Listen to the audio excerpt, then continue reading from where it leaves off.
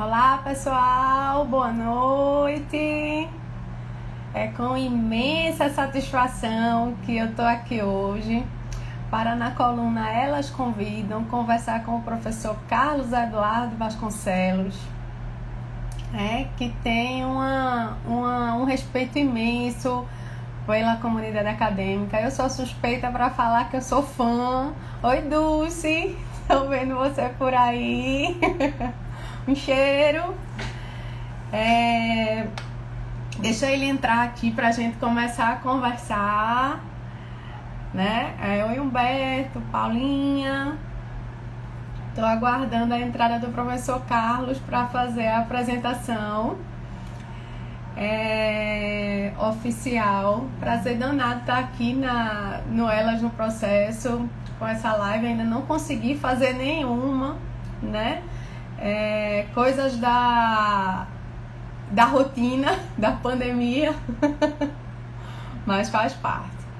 Deixa eu ver aqui só o professor Carlos, esperar ele entrar, e aí a gente já inicia, tá certo?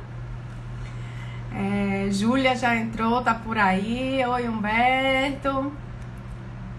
Vamos lá. Eu tô esperando aqui o professor Carlos entrar pra gente começar. Cadê o... Aqui. Obrigada, Paulinha. Que saudade, Paulinha. Oi, Dulce. Vou tentar colocar aqui.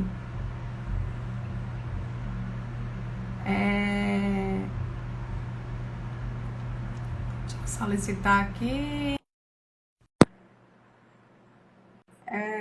Eu não sei colocar, não. Ô, professor Carlos, ele entrou já. Entrou agora na sala. Olá, professor. Que prazer imenso estar com você. Olá, professora. Prazer enorme de minha parte também. Uma honra estar com vocês. Igualmente. É um prazer danado. Eu estava comentando aqui antes do senhor entrar que eu estou imensamente lisonjeada porque eu não tive nenhuma oportunidade ainda de fazer nenhuma live pelo Elas no Processo, por conta dessa danada, dessa correria, né? E eu estou bem feliz de a minha primeira live ser com o senhor. Oh, coisa boa. Eu estava dizendo que o senhor é extremamente, assim, bem conceituado e renomado. Eu sou suspeita para falar, porque eu sou fã, todo mundo sabe, mas vou fazer uma apresentação rápida do senhor aqui para o pessoal e para que a gente possa começar a nossa conversa, que eu sei que teremos muito conteúdo, né? As nossas conversas sempre são muito, muito extensas.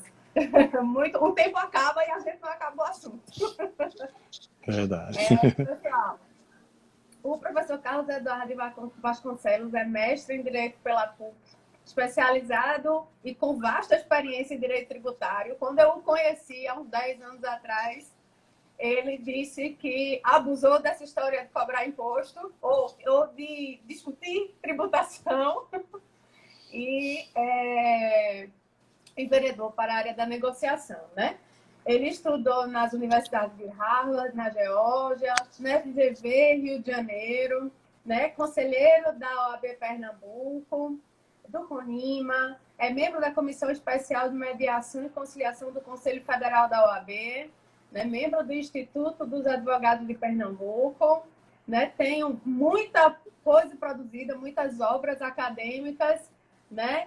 Dentre elas, a que mais se destaca é o livro Mediação de Conflitos e Práticas Restaurativas, aqui, né? Que eu não estou com a edição mais atualizada, mas a edição mais atualizada é de 2020, está na 7ª edição, né? É um livro extremamente recomendado na área, e ele integrou, inclusive, a comissão de juristas que elaborou o anteprojeto da atual lei de mediação.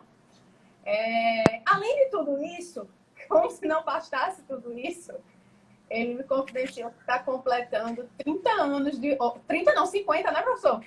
Exato. 50 anos de formado, em direito. Tem uma vasta história para contar para a gente, o que faz com que a gente tenha não só uma formação acadêmica, mas uma formação moral, uma formação de vida, uma experiência muito grande, né?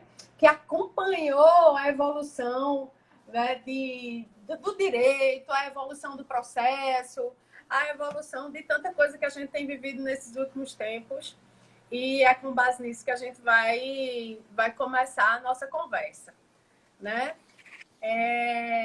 Quer fazer alguma observação agora no início, professor Carlos? Ou eu posso já começar com a minha primeira curiosidade?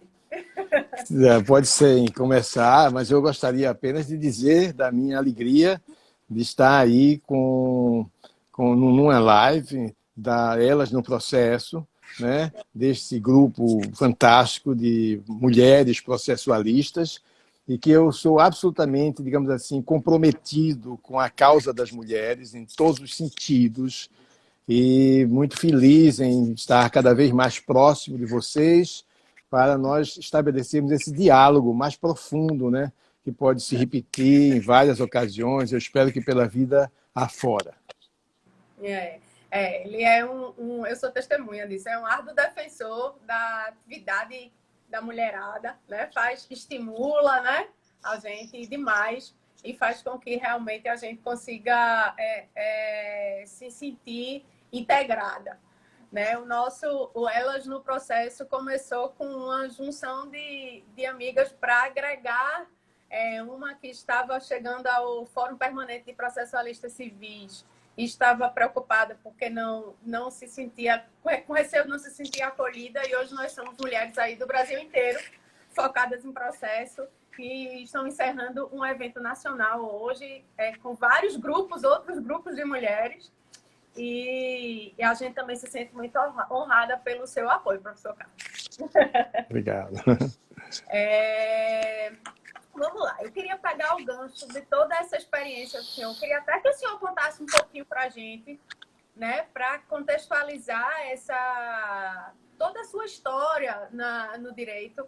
Né? O tema Para Onde Caminha o Direito veio da ideia de que a gente quer fazer uma conversa, né, sobre essa evolução, essa coisa que de uma hora para outra também, né, professor Carlos? Acredito que tenha sido rápido, porque eu tenho 15 anos de formada e eu já sinto uma diferença gritante.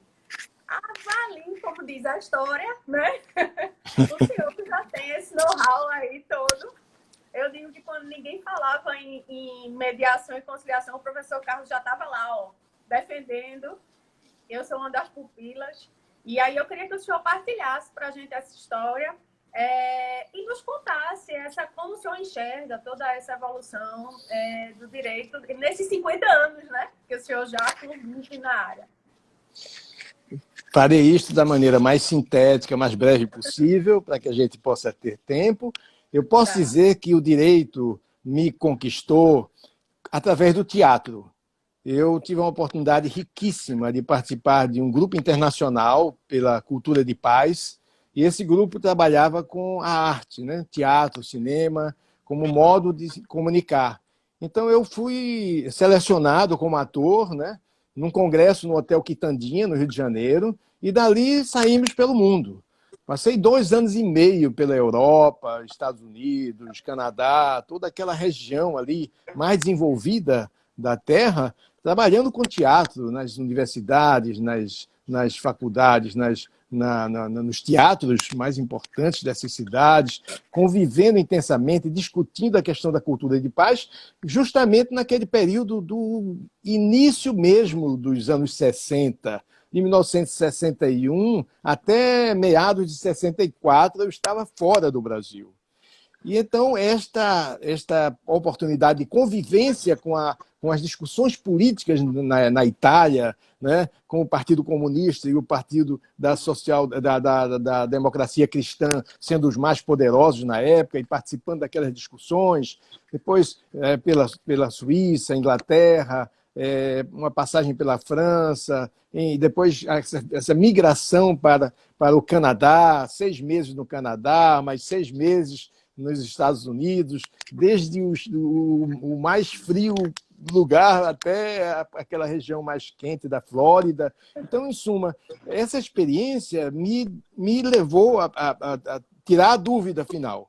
Eu não sabia se escolhia economia, psicologia, ciência política ou direito. Então, achei que direito seria mais abrangente e que me satisfaria, mas não me satisfez. Entrei na faculdade, num momento de grande crise, uma ditadura militar, eu fui envolvido, ou me envolvi no dever de lutar pelo resgate da democracia, com aquela experiência pela Europa, por países democráticos, eu não tinha como me satisfazer na convivência naquela ambiência em que nós estávamos. Então, eu me tornei um líder universitário, fui presidente do diretório, presidente do DCE, fui expulso da faculdade, vivi intensamente toda aquela realidade. E estudei, fui um bom aluno também. Nas horas vagas eu estudava. E então eu estranhava muito. Eu via uma realidade fora da faculdade que não batia com o que nós aprendíamos na faculdade. Eu passei a perceber que estava havendo alguma coisa estranha no ensino do direito. Um preso. Eu espero que estava um pouquinho fora. Foi você que saiu um pouco da sintonia ou fui eu? Foi você? Hein, Mariana? Acho que fui eu. Seu som. Acho que fui eu, porque Certo. Fora. Ótimo. Pronto. Então, eu estava contando que o que eu via no mundo da vida, da sociedade, nas discussões, não batia com aquilo que nós aprendíamos na faculdade. Eram temas muito assim dogmáticos, eram temas muito, digamos assim, fechados, herméticos. Nós não tínhamos nem a prática jurídica, então era um ensino muito voltado para a doutrina exclusivamente e para as teses doutrinárias. Então você saía da faculdade com muita informação na cabeça, mas sem saber o que fazer com elas. E é um pouco o que parece que ainda acontece hoje, embora a gente tenha saído daquela perspectiva puramente exegética, né, de uma perspectiva, digamos assim, ou dogmática, melhor dizendo, né, em que você fica muito preso ao estudo da sintaxe, ou seja, dos textos normativos, mas não tem a oportunidade de lidar com a semântica, ou seja, aquilo que os textos efetivamente têm a ver com a realidade da vida das pessoas concretas, que é essa significação mais ampliada que um autor como Gadamer chama de compreensão. O Gadamer entende que essas três dimensões da sintaxe, a semântica e a pragmática, seriam o quê? A interpretação, a compreensão e a aplicação do direito. Hoje o direito marchou numa linha inversa. Hoje está muito preso à jurisprudência, portanto, à pragmática, ao estudo da jurisprudência e ao conhecimento da jurisprudência como condição de possibilidade de uma ação em juízo, por exemplo, ou de qualquer outra medida, em suma. Nós migramos de um excesso de teorização doutrinária para um excesso de pragmática e ficou faltando aquele espaço central, que é exatamente o espaço da semântica ou do significado do texto na compreensão do contexto.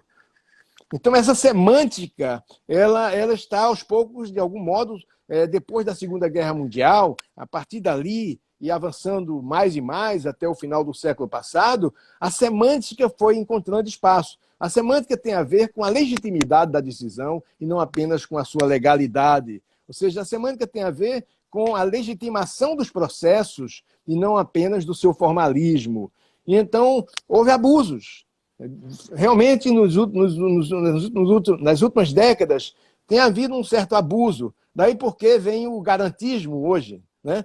Então, hoje a gente fala muito em garantismo, ou então em consequência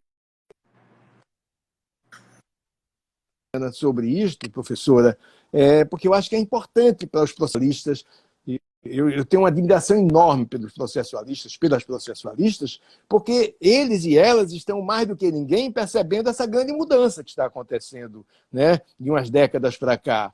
Efetivamente, né, com o novo CPC, inclusive, né, nós percebemos que, de fato, nós não estamos mais satisfeitos com aquele formalismo. O novo CPC já nos traz algum alento, Mais adiante a gente vai conversar sobre isto, mas o que eu quero dizer é que nós estávamos resgatando a dignidade da legitimidade no trato do direito. Ou seja, o direito, considerando essa questão da sintaxe, da semântica e da pragmática, ele trabalha em torno de um sistema. É o sistema que vai da legalidade à legitimidade. São dois extremos. Se você trabalha de um modo extremado com a legalidade, você passa a ser um legalista, um garantista. Se você trabalha de modo extremado com a legitimidade, você pode se tornar, não é, um consequencialista sem responsabilidades com as normas jurídicas aplicáveis. Então, a gente tem esses dois excessos. E a imprensa sai aí divulgando que o fulano é garantista, cicrano é consequencialista, como se fossem coisas muito legais, quando, na realidade, se existe uma pessoa apenas garantista ou apenas consequencialista, essa pessoa não é formada em direito. Esta pessoa não tem a formação, uma base jurídica adequada, não está sabendo fazer essa ponte sistêmica, esse alinhamento que viabiliza o próprio contraditório nas discussões em torno das matérias jurídicas. Essa é uma abordagem inicial assim para suscitar alguma reflexão e questionamento. É demais. A gente, na realidade, nós temos hoje uma discussão jurídica via rede social que acaba que, em algumas situações, ajuda, mas em tantas outras situações atrapalha, né, professor Carlos? Acho que esse movimento tão rápido de ascensão do tribunal da internet fez com que também nós, da área jurídica, né, tivéssemos que nos modernizar e nos atentar para a rapidez da evolução das coisas. Né? Eu lembro, hoje pela manhã, as meninas estavam falando no congresso, né? Na realidade não foi um congresso, foi um encontro, enfim. A discussão era sobre direito e tecnologia e elas estavam falando do robô utilizado, né, pelo STF para fazer o julgamento de várias causas e várias ações ao mesmo tempo. Eu particularmente, né, eu ainda tenho dúvidas acerca da confiabilidade dessa sistemática, mas as meninas falaram com muita propriedade sobre isso. Acho que há 50 anos atrás a gente nem pensava nisso, não era, professor Carlos?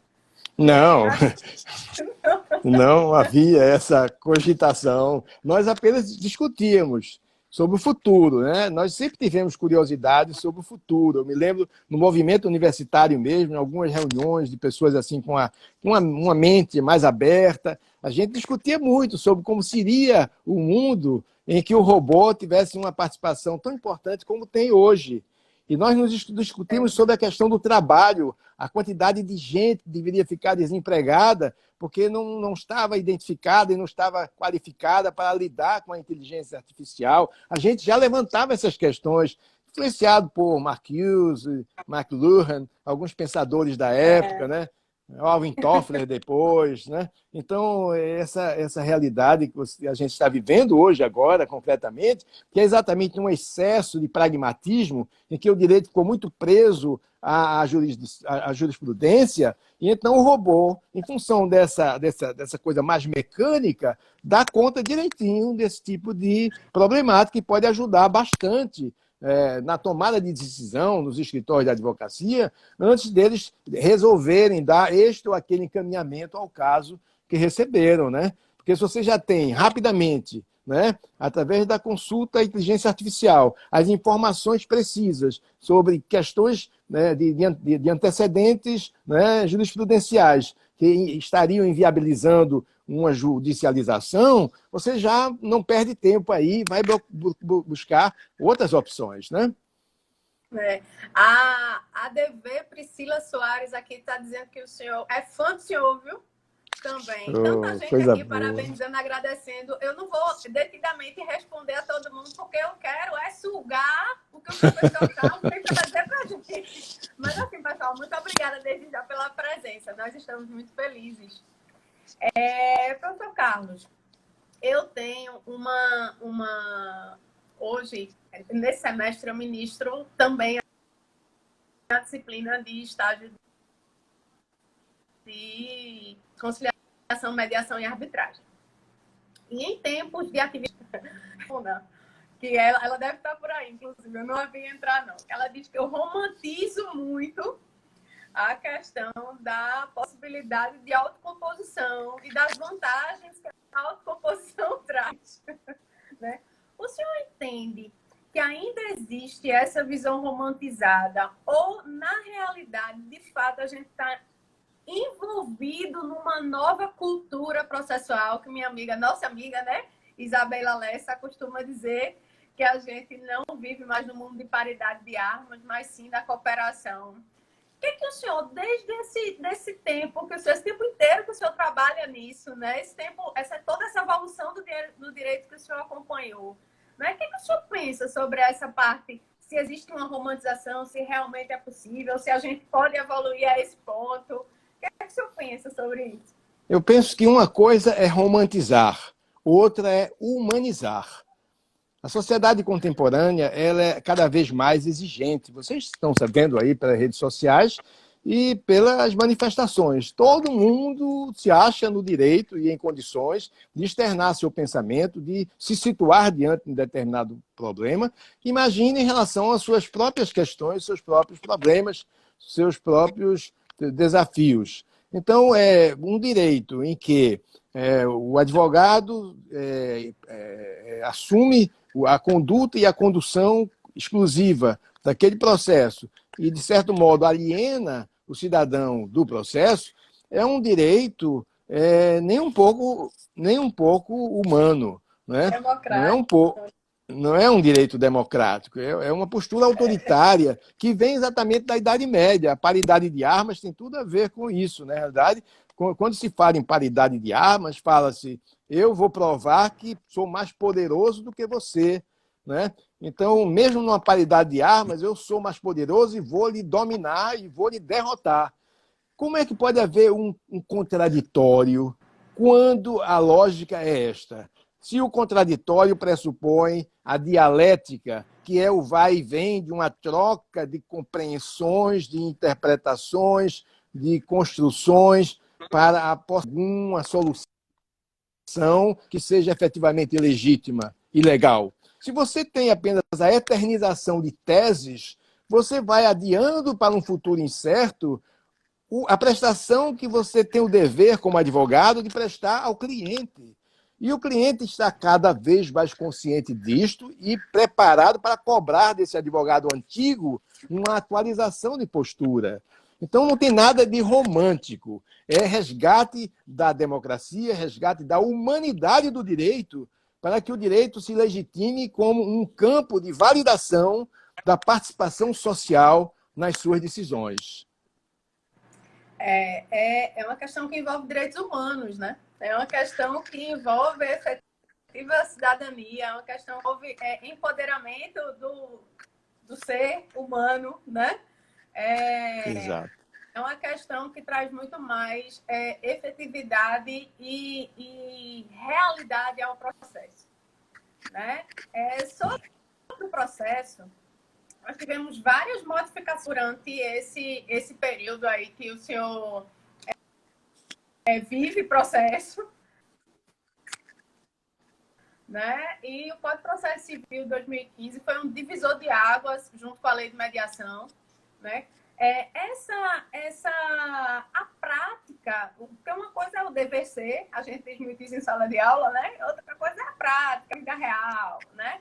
Eu lembro que quando eu ministrei a atualização sobre o CPC 2015 pelas caravanas da OAB Pernambuco, os advogados também me perguntavam se a gente agora seria obrigado a fechar acordo, porque o acordo que estava na moda.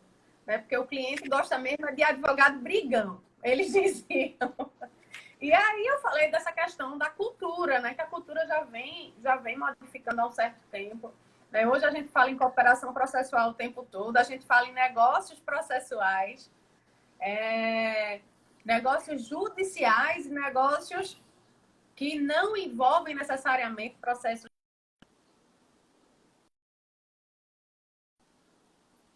escutando? Agora, voltou.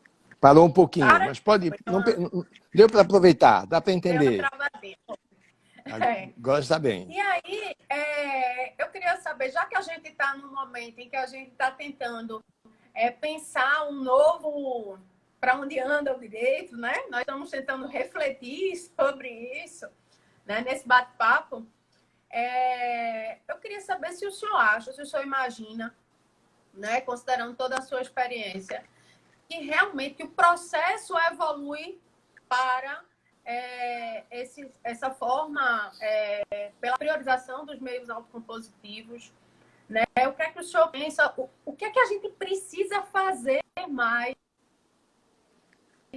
de repente, para implementar ou para fomentar essa cultura que já está implementada? Eu quero crer nisso, né? E o posicionamento do senhor sobre ratificar e fomentar essa cultura. Nós temos muito a caminhar, não é? Mas quando olhamos para o passado, para os anos 90 para cá, quando eu comecei a lidar com esses métodos todos, a mudança é muito, mas muito significativa. Isso é uma mudança cultural, né? Então, é claro que na visão do direito como combate, como guerra, porque na realidade, se você fala em paridade de armas, você está falando de guerra, né? Então, o direito que é uma arte da guerra, ou então uma ciência da guerra, não é propriamente um lugar de pacificação social, como a Constituição de 88 promete, né? E coloca como um dever de todos já desde o preâmbulo, né? Então, essa visão da paridade de armas é coisa realmente da Idade Média, é coisa pré-iluminista, mas que está muito presente. Uma cultura porque Mariana e colegas que estão aí, nós percebermos que, efetivamente, quando nós pensamos o direito, né, e a cidadania pensa o direito, ela ou é muito presa a uma ética kantiana, você tem que fazer desse jeito, porque senão vai preso, ou é isso ou aquilo, e tudo já está pré-definido através de um valor ético do dever, a ética absoluta, né? A chamada ética deontológica, já está tudo pronto ali na lei divina, ou na lei moral, ou na lei jurídica. Então, isso não funciona assim. A ética funciona também como uma ética da responsabilidade, como diz Max Weber, ou da felicidade, como já dizia Aristóteles na antiga Grécia, que significa o seguinte: você nunca sabe plenamente, por antecipação, qual é a melhor decisão a tomar no momento em que você precisa tomar uma decisão. Sempre precisará examinar as circunstâncias, as possibilidades, as opções, as alternativas e assumir a responsabilidade pelo que faz. Essa é a ética consequencialista. Essa é a ética teleológica, que tem por objetivo observar as consequências, né, melhores ou piores, né, que tragam um maior benefício ou tragam um maior malefício no momento de tomar aquela decisão. Então, a ética trabalha com o dever, que você já sabe que não deve roubar, todo mundo já começa a conviver e já dizem não mate e não roube, porque isso é uma coisa mais ou menos óbvia. Não só os humanos, mas também os animais praticam um pouco essa ética do dever. E já tem intuitivamente, isso vem até pela ancestralidade. Mas a ética da responsabilidade é uma construção cultural que o direito, a partir da Segunda Guerra Mundial e a partir da Declaração Universal dos Direitos Humanos, foi incorporando, tanto que se chama de, quando o direito incorporou essa ética de responsabilidade aos ordenamentos jurídicos, através dos princípios constitucionais, né, o direito criou o que nós chamamos de constitucionalismo, né, neocontratualista, ou neoconstitucionalismo. Foi um neocontratualismo porque a ética do dever, junto com a ética da responsabilidade, se juntaram em normas e em princípios para gerar um contratualismo constitucional para servir de referência para as decisões. Então, quando você aplica uma lei específica, uma regra específica, você sempre terá que fazer o cotejo desta regra específica com esses princípios que regem a relação entre o texto normativo e a conduta humana,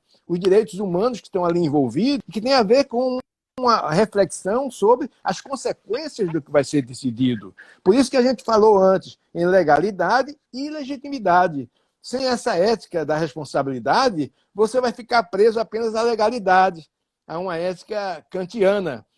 Com uma ética de responsabilidade, você marcha para uma ética aristotélica, né, ou Jeremy Bentham, ou a ética de responsabilidade com Max Weber. Então, nós juristas precisamos trabalhar dos dois lados, que é diferente do advogado.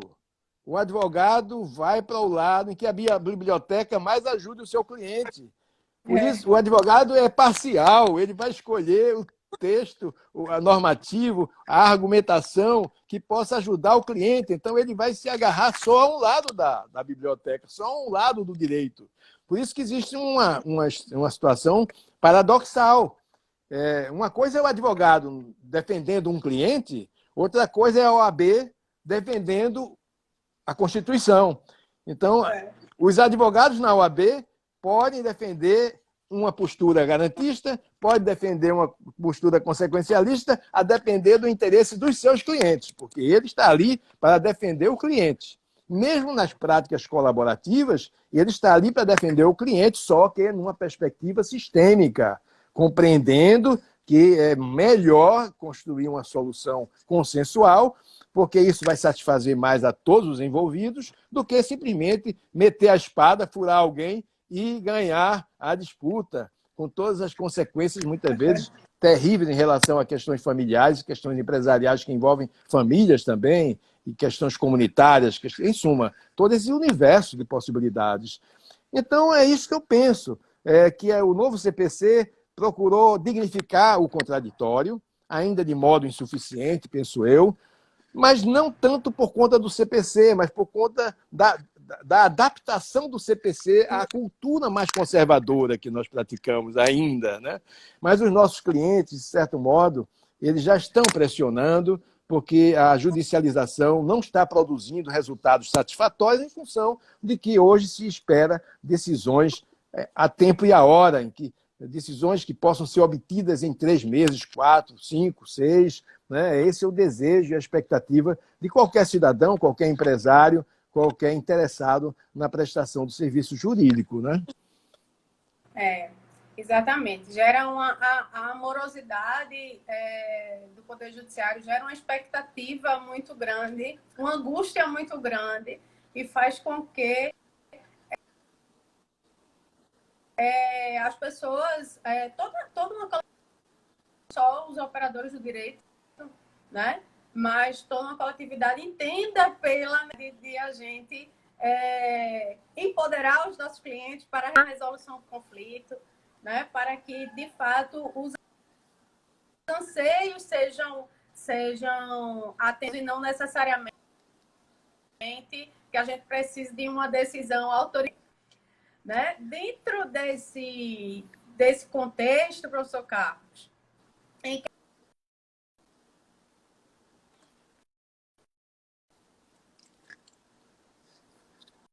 com realmente a efetiva aplicação do sistema de portas, né?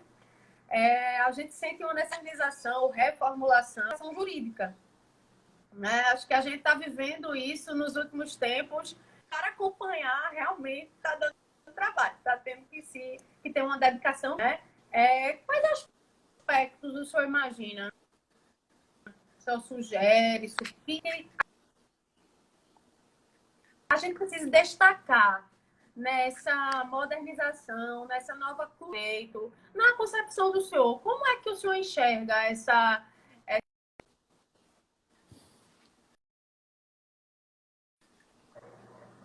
Certo. Eu entendo, Mariana, a gente perdeu um pouco a sua fala, mas dá para compreender. Eu acredito que todos conseguiram compreender, não é? Ok. Muito bem. Então, esse é o nosso grande desafio. né? Eu não tenho mais direito de ser preso a ilusões. A minha experiência já me ajuda a ter um sentido de realidade bem acurado, bem atento. Vejo os avanços, estou muito confiante na continuidade e na aceleração desses avanços. Percebo já uma juventude. Eu tenho recebido muitos grupos de advogados, aliás, novos advogados, alguns ex-alunos meus, que me procuram para fazer uma pequena live assim, particular para discutir com eles novos caminhos, opções sobre temas em mestrados, doutorados, em pós-graduações. Em suma, tem sido muito interessante o depoimento deles todos dizendo que não aceitam mais, não conseguem se identificar com esse direito, digamos assim, absolutamente dogmático, em que a prisão ao texto não considera o contexto, em que não podem tratar de uma maneira restaurativa as questões de determinados conflitos que envolvem ilícito penal, não podem trabalhar de modo colaborativo. Quer dizer, essa coisa de se alhear dessas práticas é algo que está sendo cada vez mais, digamos assim, afastado do gosto do próprio estudante de direito. Ora, se os estudantes de direito passam 5 anos na faculdade e estão cada vez mais saindo de lá com a sensação de que aprenderam algo que não está sendo prático, não está sendo efetivo na sua vida profissional, então é o momento dos advogados perceberem que precisam se ajustar e estão se ajustando. Eu tenho conversado muito com escritórios de advocacia, grandes escritórios aqui e fora, né? E eles estão trabalhando nessa perspectiva, ainda de uma maneira assim, um pouco tateante. Eles dizem a gente tem muito hábito de fazer a negociação tupinambá. A gente não faz uma negociação de Harvard, faz uma negociação tupinambá. A gente gosta, porque por conta da nossa mentalidade, a gente procura alguém de influência que conhece a outra parte para bater um papo, tentar demover a outra parte de determinadas atitudes, para procurar com isto gerar uma condição de uma conversa. Então as coisas vão acontecendo assim em função das amizades, das confianças e menos nas técnicas. Então a gente precisa entender que a nossa visão é um pouco diferente da visão dos anglo-saxões, que são mais pragmáticos, ou dos chineses, que também são muito pragmáticos. Nós, latinos, temos essa coisa assim de lidar no pragmático, mas através de amizades, de afetos, de contatos, não propriamente utilizando as técnicas de uma mediação, de uma negociação, pura e simplesmente. Essa é uma transição, é o que estamos vivendo.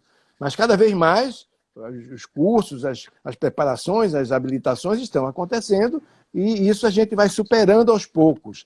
O que eu vejo é que no judiciário, por exemplo, precisamos criar um espaço em que a mediação não seja um constrangimento para os advogados. Porque se os advogados não veem o espaço da mediação como uma grande oportunidade, e ainda eles têm essa visão, isso acontece porque o judiciário ainda não conseguiu ter uma equipe de mediadores mais experiente, mais habilitada e mais madura para efetivamente passar aquela confiança. E os juízes estão muito distanciados desse momento da mediação, onde eles poderiam, talvez, estar ali no momento inicial, não para interferir na mediação, mas para dizer, olha, a minha esperança é que vocês se entendam, porque as soluções que podem vir de mim provavelmente serão muito demoradas e provavelmente não vão satisfazer, pelo menos, uma das partes. Então, eu gostaria muito que vocês dessem o valor devido a essa oportunidade, né? E que pudessem escutar o mediador na apresentação de como funciona a mediação, aqueles que não conhecem.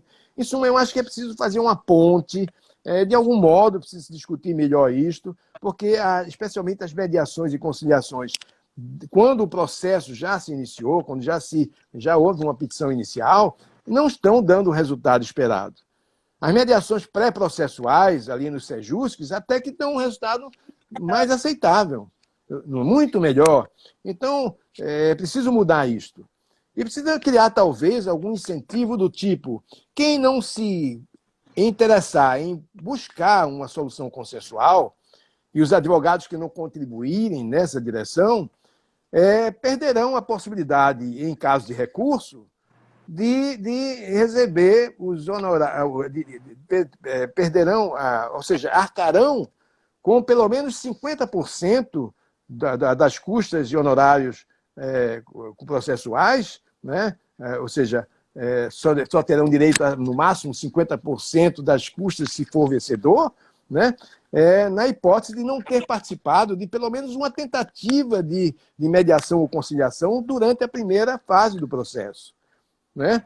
Então, isso é uma ideia para pensar para o futuro, que eu apresento aqui às processualistas, como um modo de estimular efetivamente o aproveitamento do judiciário para atender ao cliente na sua busca de uma solução rápida e efetiva. Então, essa é uma ideia.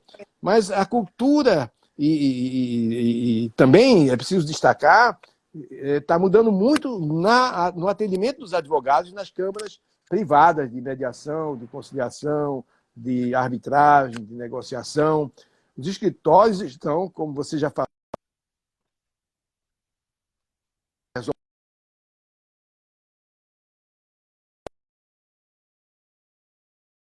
e daí buscando conhecer a realidade do cliente, as necessidades reais daquele cliente e atender ao cliente nessa perspectiva de uma escuta qualificada.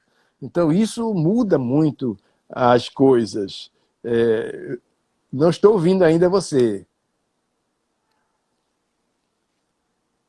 Não estou ouvindo.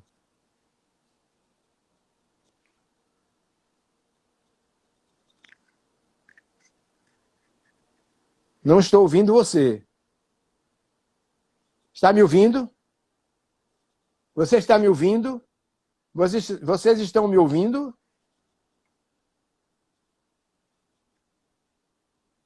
Ô, Júlia. Alô? Ô, Júlia, meu som parou aqui, por quê? Você está me ouvindo? Olha, o feedback que eu recebi aqui é de que estão me ouvindo. Eu não estou ouvindo você.